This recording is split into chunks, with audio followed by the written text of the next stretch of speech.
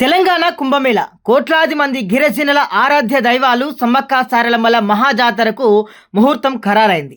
ఆసియాలోనే అతిపెద్ద గిరిజన పండుగగా ప్రసిద్ధిగాంచిన మేడారం జాతర 2026కు సంబంధించి రాష్ట్ర ప్రభుత్వం కీలక అడుగు వేసింది. ముఖ్యమంత్రి రేవంత్ రెడ్డి తన జూబ్లీహిల్స్ నివాసంలో ఈ మహాజాతర అధికారిక పోస్టర్ను ఘనంగా ఆవిష్కరించారు.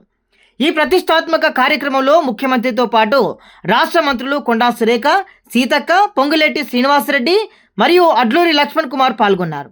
పోస్టర్ ఆవిష్కరణ అనంతరం జాతర ఏర్పాట్లపై ముఖ్యమంత్రి మంత్రులతో చర్చించారు. వనదేవతల ఆశీస్సులు రాష్ట్ర ప్రజలపై ఉండాలని, జాతరను అత్యంత వైభవంగా నిర్వహించాలని సీఎం ఆకాంక్షించారు. ఇక జాతర షెడ్యూల్ని ఒకసారి చూసే ప్రయత్నం చేద్దాం. వచ్చే ఏడాది అంటే 2026 జనవరి 28 నుంచి 31 వరకు 4 రోజుల పాటు ఈ మహాజాతర జరగనుంది. జనవరి 28వ తేదీన కన్నెపల్లి నుంచి సారలమ్మ గద్దెకు చేరుకుంటారు. జనవరి 29న చిలుకల గుట్ట నుంచి సమ్మక్క తల్లి గద్దెపై ప్రతిష్ఠించబడుతుంది. జనవరి 30వ తేదీన భక్తులు కోరిన కోరికలు తీర్చే తల్లులకు మొక్కులు చెల్లించుకుంటారు.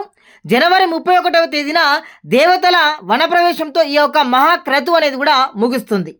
ప్రపంచ నలుమూలల నుండి వచ్చే కోట్లాది మంది భక్తులకు ఎలాంటి అసౌకర్యం కలగకుండా రవాణా, త్రాగునీటి, పారిశుద్ధ్యం మరియు భద్రత విషయంలో కట్టుదిట్టమైన చర్యలు తీసుకోవాలని సీఎం రేవంత్ రెడ్డి అధికారులను ఆదేశించారు. ముఖ్యంగా గిరిజన సంస్కృతి ప్రతిబింబించేలా పర్యావరణానికి విఘాతం కలగకుండా ఏర్పాట్లు ఉండాలని సూచించారు. ఇక తెలంగాణ ఆత్మగౌరవానికి ప్రతీక అయినటువంటి మేడారం జాతరను విజయవంతం చేసేందుకు యావత్ యంత్రాంగం ఇప్పుడే సిద్ధమైంది. సమ్మక్క సారలమ్మల దీవెనలు అందరిపై ఉండాలని కోరుకుందాం. జై సమ్మక్క, జై సారలమ్మ.